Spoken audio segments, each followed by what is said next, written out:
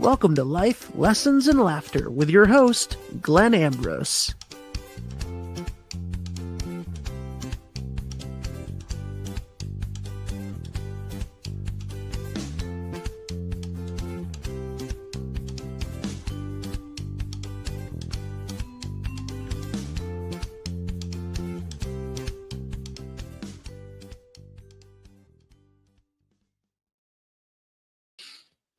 Hello, everybody. Welcome to the show. So today I have a special guest. As you guys know, I don't have guests on that often. But I was online and I came across this poem on social media and I was like, wow, really moved by it, really impressed by it. So I reached out to this gentleman and he was nice enough to come on. So without further ado, I'm going to introduce to you Brian Lewis. Here he is. Hey, Brian, welcome. Thank you so much. Thank you for having me on your show.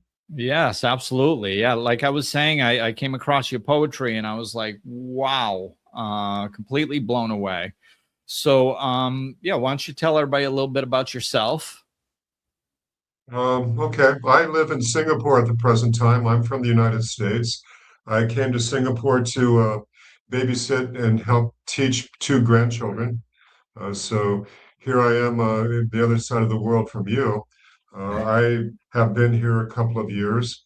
I've been writing poetry for a long time, although I guess I started really keeping track of it about 15 years ago. And recently I've been sharing a poem a day on LinkedIn and Facebook, and am in the process of building a website, which I hope to have active later this year. I really appreciate your interest and your kind words about what I write, and I'm happy to be here with you this morning or this evening, which is it? Yeah, it's morning for you because we're 12 hours off. So yeah, it's evening for me and morning for you. Yeah, it's 6:17 in the morning on Tuesday and 6:17 in the evening for you on Monday for you. Exactly. So yeah, thank God you get up early. I'm difficult with that. I get up late. Yeah. So yeah, so I mean, of course I read more of your poetry since I contacted you and since I came across this one, but this one, it just, to me, I see a spiritual shift happening on the planet, and it feels more and more like there's always overlap, but it feels more and more that where we are, where there's been a lot of spiritual buzz going on for years, and like, what was it, last year or the year before, the word for the year was manifest. Like, which has a spiritual connotation to it. So like, it's become more mainstream, and a lot more people are familiar with the self-help, the spiritual type dynamics. But there comes a learning curve with a lot of this stuff, in my opinion. So there's kind of a lot of pseudo spirituality and a lot of spiritual identity as this, exchanging one identity for another identity. And so when I was reading your poetry, it just seemed to shine a light on that and really go deeply into that so we can understand it better. So if you wouldn't mind, I'd ask you to read that poem that first jumped out at me. Okay, I'm happy to do that. Thank you. There comes a moment when the seeker realizes the universe was never negotiating. Not with your longing, not with your prayers, not with the secret image you carried of yourself, walking radiant through the world, while others whispered your name as though it were holy. The spiritual marketplace sells mirrors to people trying to escape themselves. Golden chains, polished mantras, incense wrapped around ambition, enlightenment marketed as acquisition. become more peaceful, more evolved, more awakened, more admired for having transcended admiration. But reality is not interested in decorating the self. Reality dismantles it, not cruelly, not vindictively, simply the way fire removes the illusion of permanence from wood. The great disappointment is not that the heavens remain silent, it is discovering that they were never withholding applause. There are no trumpets waiting for you, no invisible audience leaning forward in reverence while you ascend beyond suffering. There is only this, the slow humiliation of seeing how much of your spirituality was still hunger. Hunger to matter, hunger to survive death, hunger to become untouchable through purity, wisdom, or transcendence. And so the path begins where fantasy collapses, not an ecstasy, but an exposure. Layer after layer, the masks come loose. The compassionate one, the awakened one, the wounded one, the special one, even the watcher standing quietly inside the mind, taking notes on his own enlightenment, especially that one, until eventually you stand nowhere, without costume, without witness, without the narcotic of becoming. And strangely, this is where tenderness enters. Because once the performance dies, life no longer needs to justify itself. The wind through trees asks for nothing. The old woman feeding birds asks for nothing. The tired laborer placing one brick upon another beneath a burning sun asks for nothing. Existence itself has never demanded sainthood, only participation. Perhaps this is why real spiritual life often looks ordinary from the outside. No halos, no cosmic earthquakes, no angels singing through ruptured skies. Just a human being becoming slightly less defended against reality, slightly less consumed by the endless project of protecting an identity that was never stable to begin with. And maybe enlightenment is not illumination. Maybe it is exhaustion, the exhaustion of maintaining separation, the exhaustion of carrying the unbearable weight of me and mine through a universe that has been trying all along to place us back inside one another. Not annihilation, release, not transcendence of the world, return to it, barehanded, unmasked, without guarantees, without applause, and finally capable of loving without needing to become someone for having loved. Wow. Thank you. Yes, yes, yes. You know, it blew me away when I read it. It blew me away when I reread it. And when I reread it right before we hopped on this call, and then just listening to you, it's just like, you have a gift, my friend. You have a gift. And thank you for sharing it. You're welcome. It's been, my wife told me a long time ago that I should just share and not think about ever selling anything. And I have come to agree with that. So I share as much as I possibly can and don't think about making money from any of it. And if it resonates with people and they share it with more people, then that creates a sense of harmony that, I feel is needed in the world today. Yeah, absolutely. I mean, it's, I mean, my business is spirituality as a spiritual advisor and stuff like that. And I think that there's so much value to this stuff. I mean, as far as, I see somebody that plays sports or sings a beautiful song and they make millions. People helping the world should be able to live a decent life too. So, I view everything as an exchange of energy.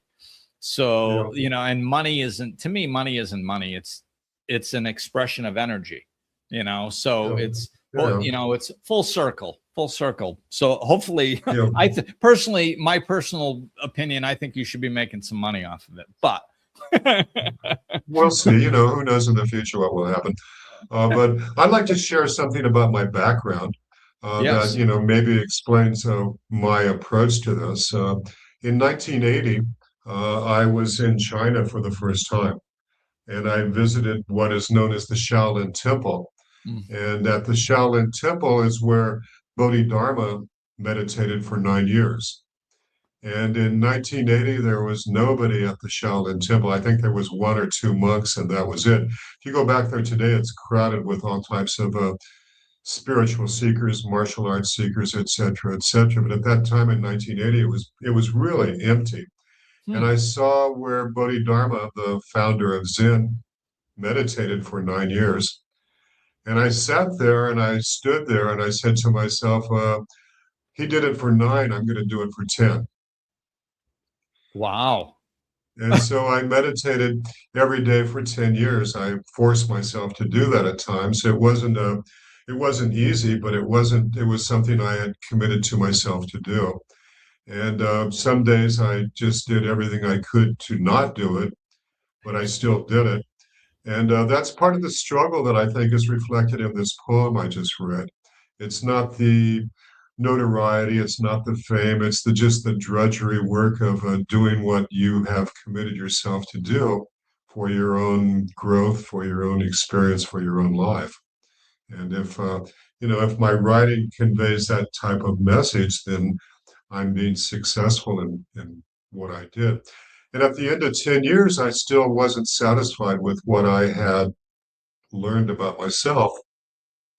And I said, okay, another 10 years. And at that time, I was still unsatisfied. And so now it's now 2026, and I'm still meditating every day with the idea of self-improvement and, and contributing to humanity and contributing to society where I can. Wow. That's an interesting story. So what, 46 years now, 1980 till now? Yeah.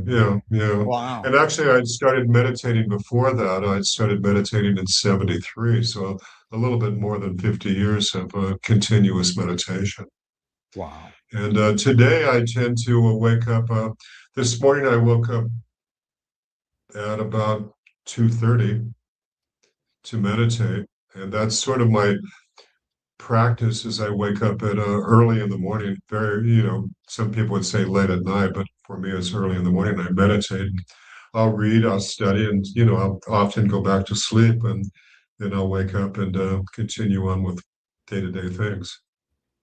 Yeah, a lot of people do like those hours, like Yeah. 2, 3, 4 in the morning or so.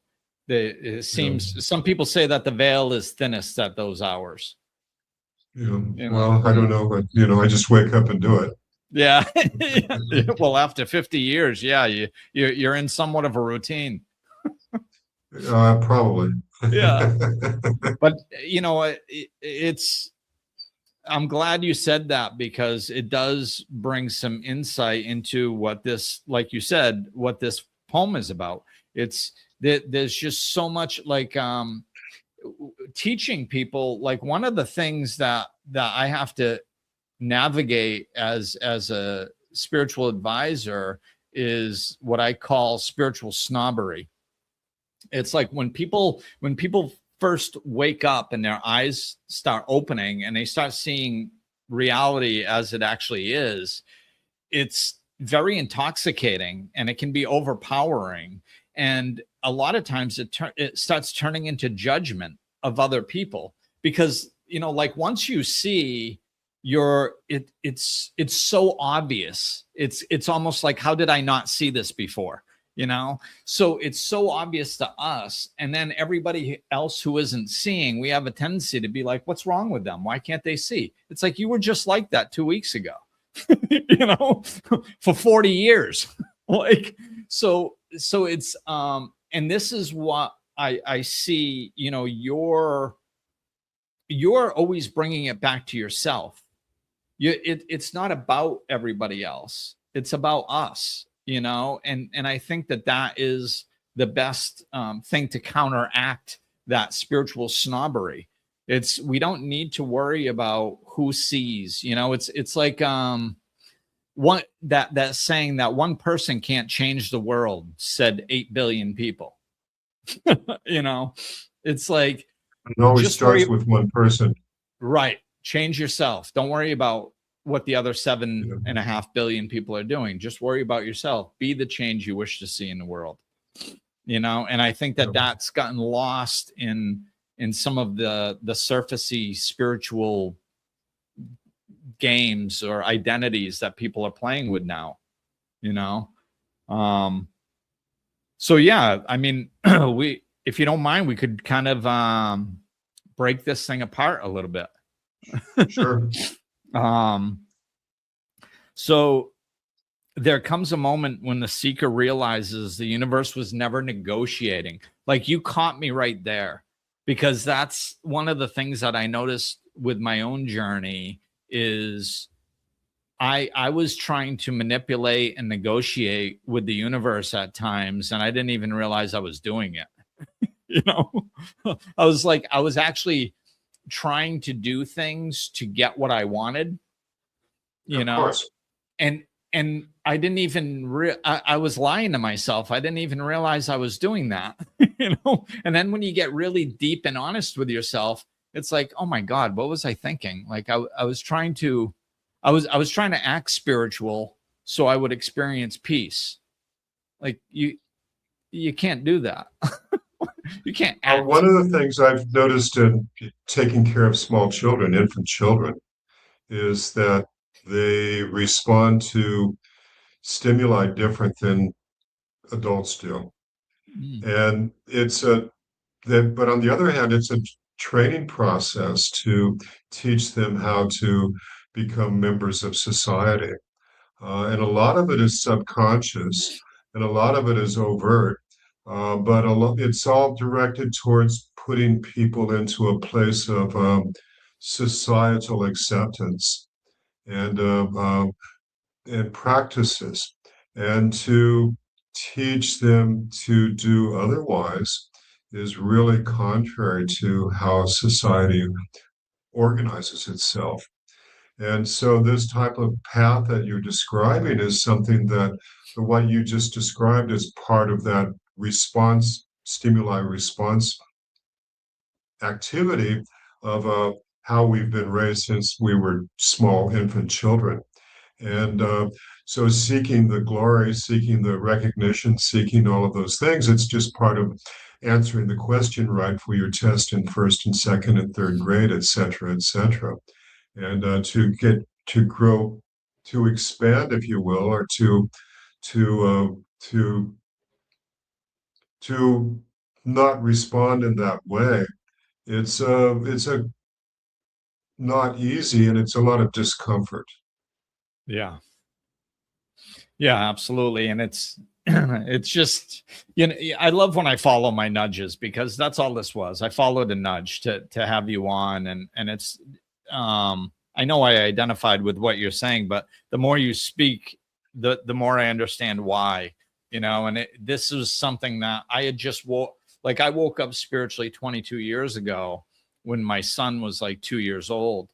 And I was divorced. We got divorced right out, like within a year of his birth. So and then I wake up spiritually. So now all of a sudden I'm kind of trying to co-parent this child, and I'm spiritually awake and his mother is not.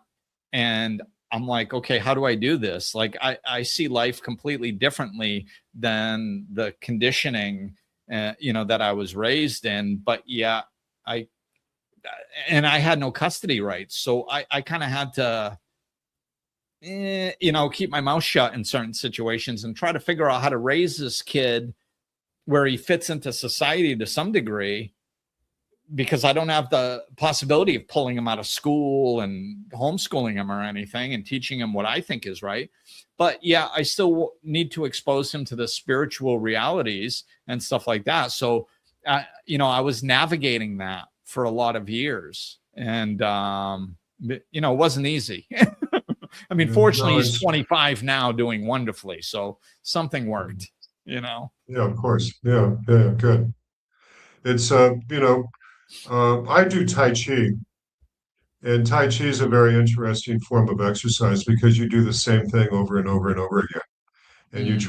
you try to do it as accurately as you possibly can. And so the benefit of practice, the benefit of repetition is something that's ingrained in my life. It's part of who I am. And it's, what you just described with your own child, that's part of that process of attainment, of enrichment, of expansion that, can grow out of repetition of a mundane kind of act. Yeah, consistency and a Yeah. certain level of discipline, which I'm hearing discipline is another thing right now in the spiritual shift. I think in the next year to 2 years, discipline is going to be a lot bigger in the spiritual teachings. And what I'm hearing is that's something that you take seriously in your own life with the meditation discipline consistently and the Tai Chi practice. Yeah, absolutely. I have a friend who's dead now, but he was in China and he was an artist, and he died. He was when I met him, which was 19 in the late 1980s, early 1990s. At that point, he was in his 70s, and I was in my 50s. And he was an artist, and during the Cultural Revolution, he told me that every day he would be instructed to paint a picture, and he was told to paint the same picture. And every day they would tear it up and yell at him and tell him how horrible an artist he was, and he had no concept at all of what he was doing. And this went on for 7 or 8 years. He said that he struggled with this every day. And when he didn't do the way the Red Guards told him that he should, then they would castigate him and they would do all kinds of unpleasant things to him. But he struggled through it. And the interesting aspect of this is that if you were to visit the Great Hall of the People in Beijing today, his murals cover the wall. Oh, wow. Yeah. So it's also about going through the pain of rejection, the suffering that comes with the doubt, and in his case, and I think in my case, and probably everybody's case, it's not just self-doubt; it's also the doubt that is expressed to you because you're doing something different than what society thinks everybody should be doing. And that's a reflection of what most people are doing in their own life. And so when they see somebody challenging themselves, challenging their perspective with a different type of approach to life, it's threatening. And Mm. part of the reason that poetry attracts my creativity is because poetry doesn't normally threaten people's thinking. It Mhm. opens their thinking. It exposes their thinking. It offers them opportunities to think in a different way without threatening who they are. Oh, It's wow. like a That's myth. You're creating a myth in their mind almost. And so, that's part of my rationale or raison d'etre for being a poet, as I call myself. wow. That's really, really interesting to me because it's you're I see exactly what you mean. There's a softness to poetry. You're giving people the opportunity to be exposed to something new without jamming it down their throat, which is Yeah, so common nowadays. It's yeah, like it's my way or the highway now, and I'm right. And it's, yeah, of course, being right is the best way to strengthen your ego. So it's like yeah. people are so defensive now. It's hard to get new information into them because their walls are up. They're protecting their way of thinking. But with poetry, it's just anybody can read a poetry and not feel threatened. They're just like, oh, I'm just reading this poetry. Oh, I don't like it. I don't resonate with it. And they put it down. They don't feel threatened. And I think just Yeah. the very fact that they don't feel so threatened by it allows the absorption of it, because they don't feel like they need to protect themselves, so they can stay at least open enough to entertain it. That's the dream. Yeah. Well, it might not work all the time, but I think it works a heck of a lot better than a lot of other things, Well, some with days me are better getting than all others. with me getting all jacked up and yelling on my podcast. Why aren't you guys seeing this? Yeah, that doesn't work yeah, too well, well, you know. Oh, um, yeah, I'll try to get through more than just one line. So the universe was never negotiating, not with your longing, not with your prayers, not with your secret image. You carried not with the secret image you carried of yourself, walking radiant through the world while others whispered your name as though it were holy. Oh my God. It's, when I first started my business like 14 years ago or something, it was like in Rhode Island, and it was this little community, and I was connected with people through AA a lot, because that's where I woke up spiritually, through recovery originally. And the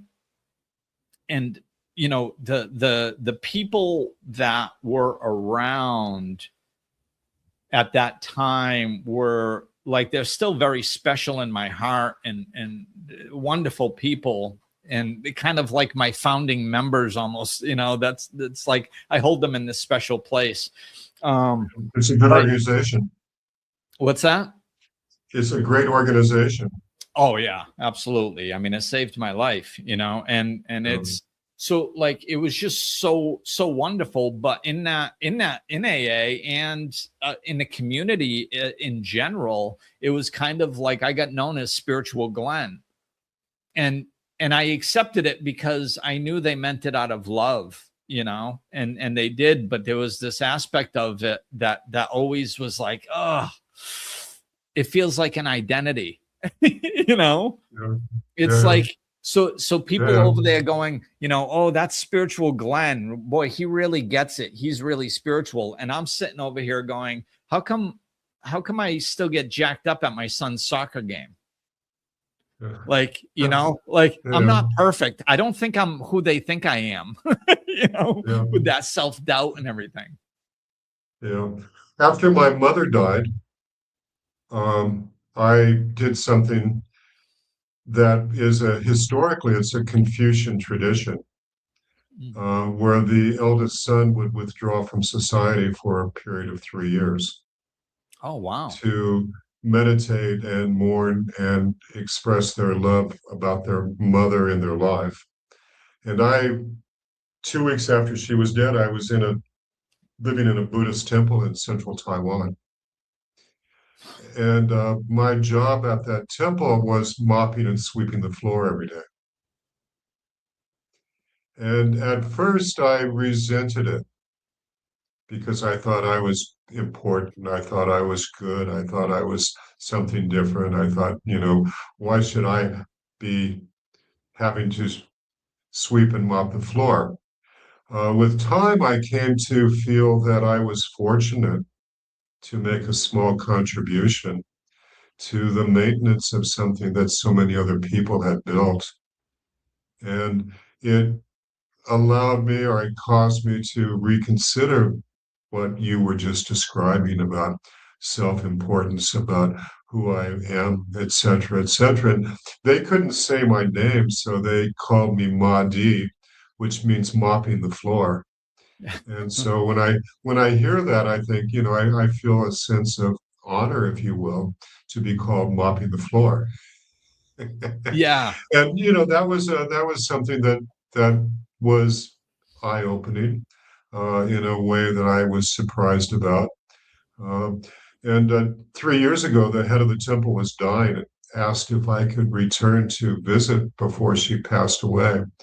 And so the next day, I was on a plane flying to Taiwan, and the next 8 weeks, I was sitting by her bedside in the hospital every day, and many nights as well, just sitting there, in being present with her. And sometimes we'd talk, and other times we would just sit and be quiet. But the opportunity to be quiet and to serve and to give love is really a benefit in life that comes from these kinds of practices. Yeah. Yeah, absolutely. And it's you know, you make wonderful points, which of course you're going to, because you wrote this poem, so it came from somewhere, and it's a deep understanding. And I completely resonate with it. Like, sometimes people look at me because, I live in the mountains of the DR, and I've got my own spiritual advising business, and I can work from anywhere, and I live in a peaceful environment, like I said. And everybody's like, oh wow, boy, Glenn really has it all figured out, and must be so easy to be happy when you're Glenn. you know No, I and hope so. well, I mean, it's but it's all about me. It has nothing to do with that external stuff. And like, sometimes people are working all these other jobs, and they think being a spiritual advisor or a life coach is so above it. And it's like, no, it's not. It's all the same. Like, it doesn't matter what you do. It's just, if you do it, and you referred to that in this poem when you were talking about the old woman feeding the birds asked for nothing. The tired laborer, especially this one, right? The tired laborer placing one brick on another beneath a burning sun asked for nothing, and like, I think we really have to get back to that. Like, just do the work to do the work. Like, it's fulfillment enough doing what you're doing. And then you put your piece together with somebody else's piece, with pieces that were put together, generations before you, and it makes the whole world go around. There's nothing that we do here. There is no job that is meaningless. It's a life coach isn't better than a plumber. It's Yeah. We all have our place if we recognize and accept our place, and approach life with respect for and of human dignity with others. There's a lot that can be done. Yes. Yeah, exactly. And just appreciating what we have, and instead of trying to negotiate with the universe and get something else. You know?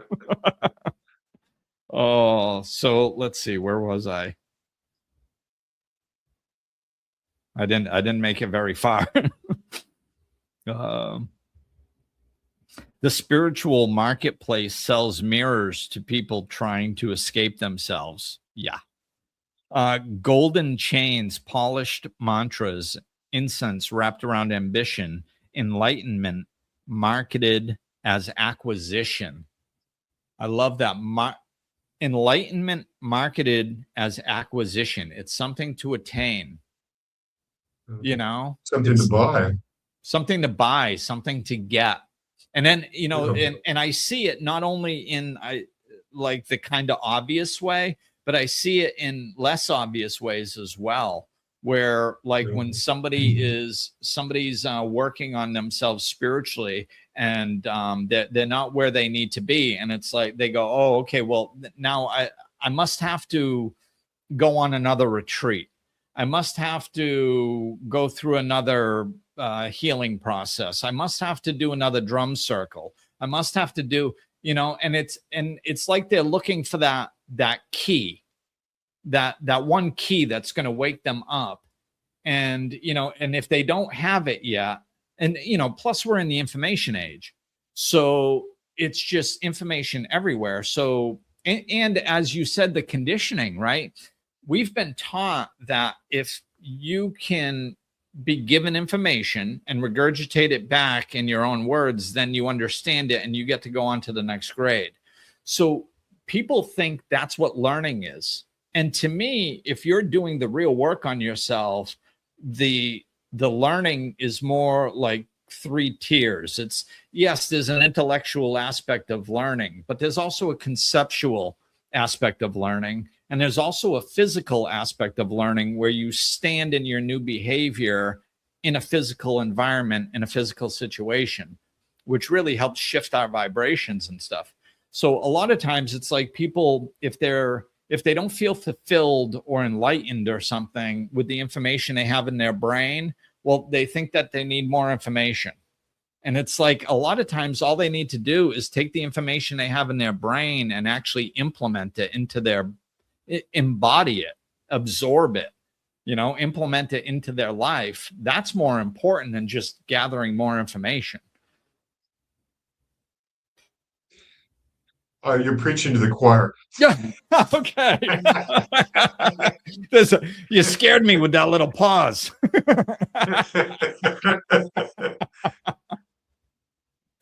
Yeah, it's so it's all complicated and it's all simple. It's that's the secret. It's as simple as you can make it, and it's as complicated as it is. And to break through that is a challenge, because to break through it is to question all the rationale, all the emotion, all the history that we carry on our shoulders, so to speak, mentally, physically, emotionally. And if we set that aside and we discard that, then who are we? And that's something that's very difficult, and it requires a student who has confidence and faith. Ideally, it also requires a teacher who can provide guidance. Yeah, and that's it. I think that people are kind of unaware how much an egoic death can feel like a real one. Yeah, You know, absolutely. Yeah. it's just And so. suddenly, and what happens, in my experience, what happens is almost everybody around you just denies your existence. It's quite terrifying. Yeah. It can be quite terrifying if you don't have faith in what you're doing. Yeah.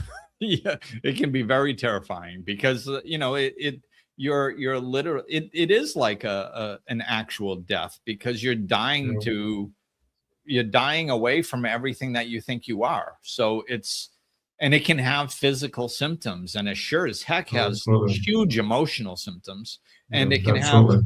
intense intellectual and mental, Yeah, symptoms as yeah. well. So All the above. So yeah. that's where a program like you said you found yourself initially. The AA is a really strong foundational program for people that need help and assistance and support of other people. So it's that kind of activity in the larger world is really has powerful potential. And to not associate religion with it is another aspect of strengthening, if you will. It's easy to say, if you believe this way and you accept this and you do these rituals, then you're going to be blessed by somebody. It's much more difficult to say, do these things and find yourself and have faith that you can be successful. Yeah, I just kind of saw it as you were speaking. I just saw it as most times we're working towards something, and in recovery, in my experience, I was walking away from something. I was letting go of, not trying to get, Yeah, yeah, so like two of the big pieces that were popping up was, in the beginning, my sponsor said, like, did you screw up your entire life? Or is there some parts that are good? And I mean, I had destroyed everything. yeah. So I was like, no, I got it all, I'm good. I destroyed everything. And he's like, okay, so is it fair to say that your best thinking sucks? Like he was like, did you try to destroy your life? And I said, well, no. And he said, okay, so you actually tried to do good, but yet you destroyed everything. So would it be fair to say that your best thinking sucks? And I'm like, yeah, it's that would be fair to say. That's logical. I can follow that. So then I was like, oh, I have to let go of my way of thinking.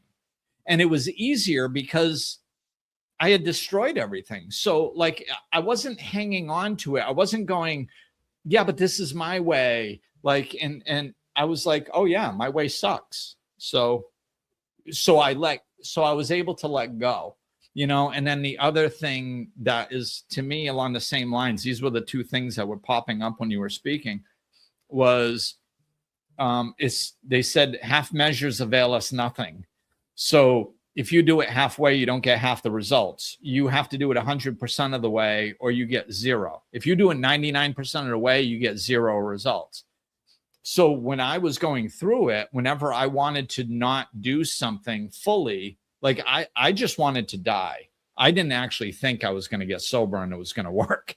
I just wanted I wanted to die with a clean conscience. So I needed to kind of prove that AA didn't work. So then I could go finish the job myself. So I was like, so I go there and I go, I know what's going to happen. I'm going to go out there and I'm going to give it 99%. And I grew up playing sports and I usually leave 110% on the field. So I'm going to give it 99% and I'm going to know that I gave it 99% because I can't lie to myself. And then it's not going to work. And then I'm going to have to start this whole process over again. And I don't have the patience for that. I just want to die. So I would dig deep and I would give it 110%.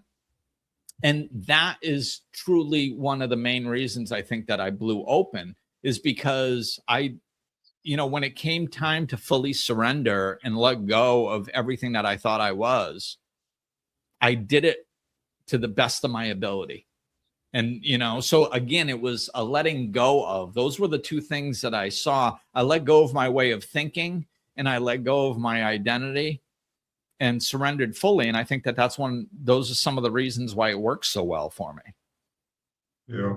I was just reading here the part of my poem that I think resonates with what you're talking about: the compassionate one, the awakened one, the wounded one, the special one, even the watcher standing quietly inside the mind, taking notes on its own enlightenment, especially that one, until eventually you stand nowhere, without costume, without witness, without the narcotic of dreaming. And strangely, that's where tenderness enters, and that's exactly what you expressed. Mm. Yeah. Yeah. And isn't it interesting that you use the word narcotic in there? Well, sugar's a narcotic as well. I love chocolate. Yeah, me too. Fortunately, chocolate's a fruit, so I don't feel guilty. There you go. I got a bunch of cacao trees right here on the property.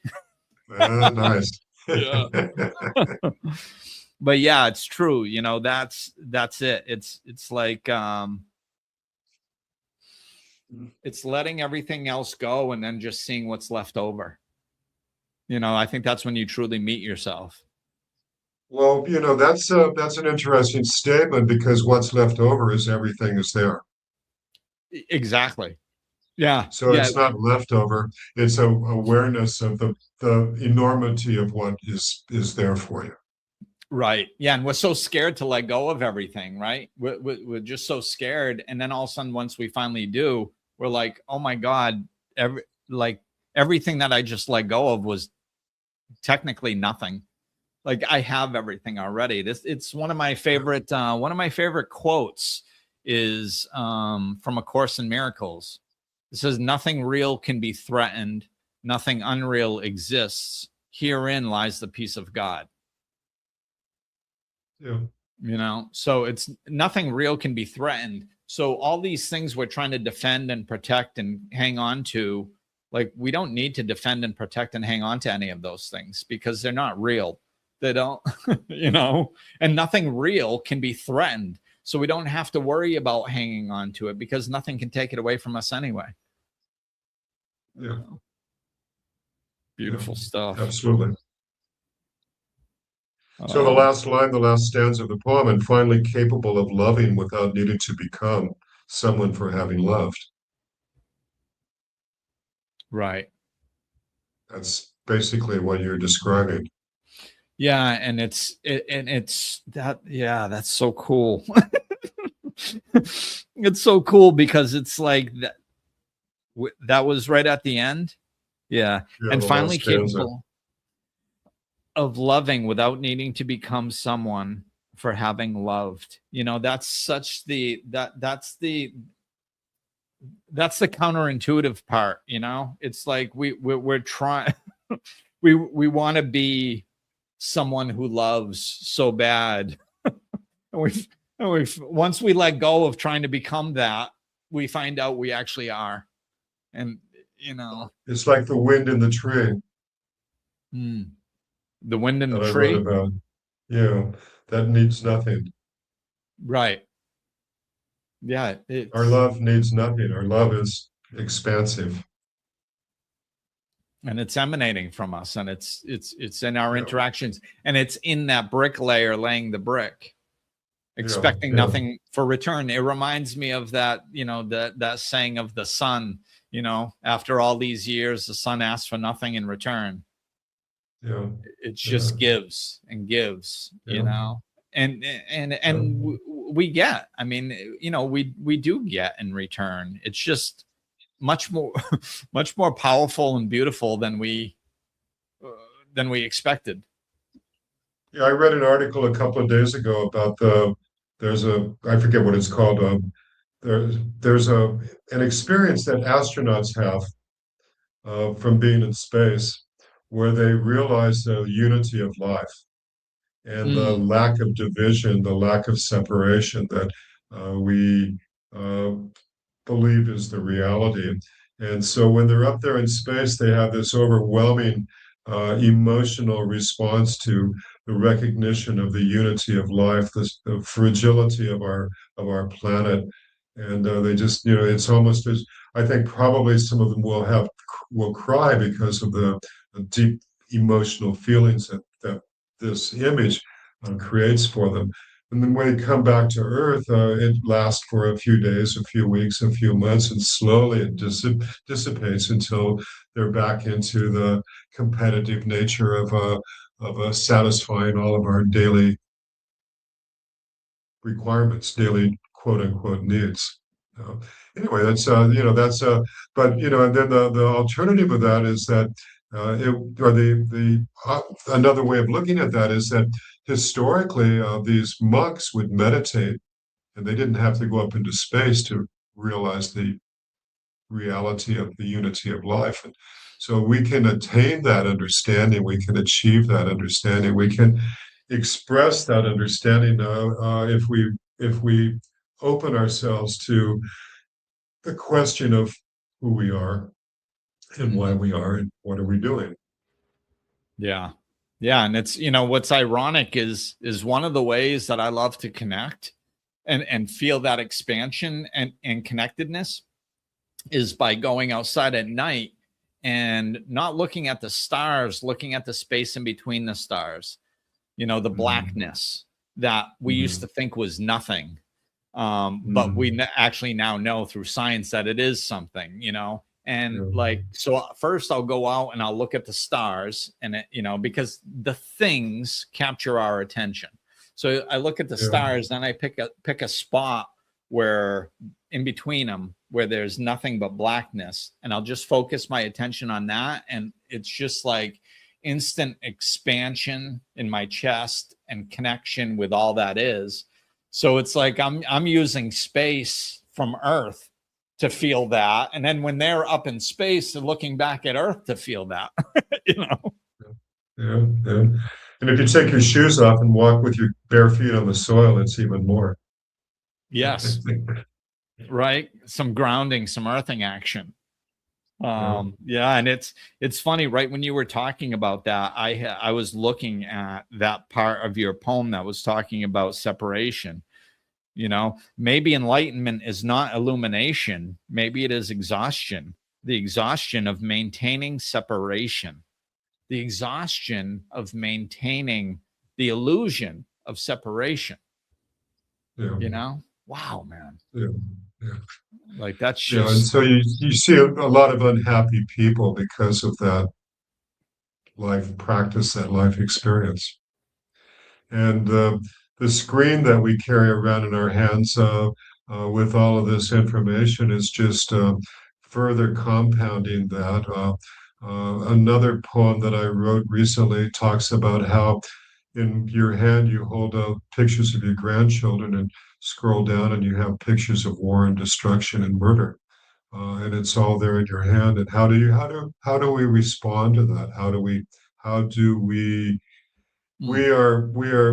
trained, we're trained. I don't want to say that word. We are Conditioned. emotionally, we're capable of resonance within a small number of people, a village, if you will. But this screen exposes us to the suffering of the whole world. And so, um, how do we participate in that without becoming bitter and overwhelmed and fearful? It's not easy. No, you're And right. so that perspective of the astronauts up in space looking down is one way to think about it. The concept of the monk, the practitioner sitting on a cushion and understanding the expansion is an expansion of that as well.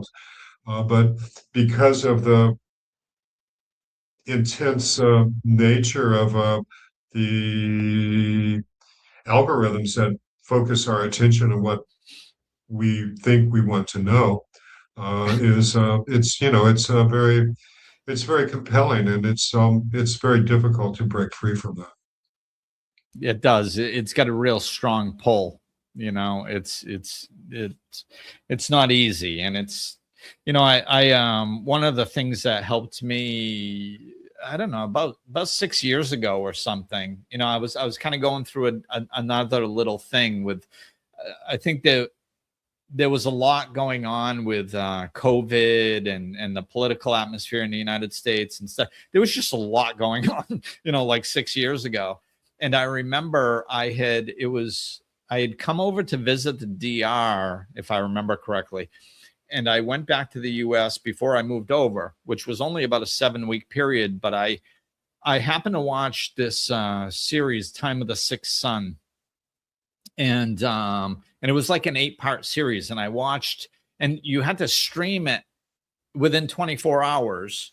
And then you got the next day for 24 hours and the next day. And I'm like, there's no way I'm watching anything for 8 or 9 days in a row. If I make it through one of these, it's going to be a miracle. I ended up watching all 8 or 9 parts of it, 8 or 9 days in a row.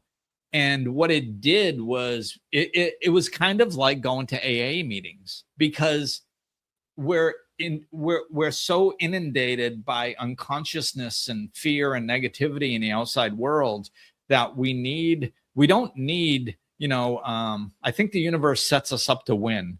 If we're exposed to negativity for 10 hours a day, that doesn't mean we need 10 hours a day of positivity to counteract it.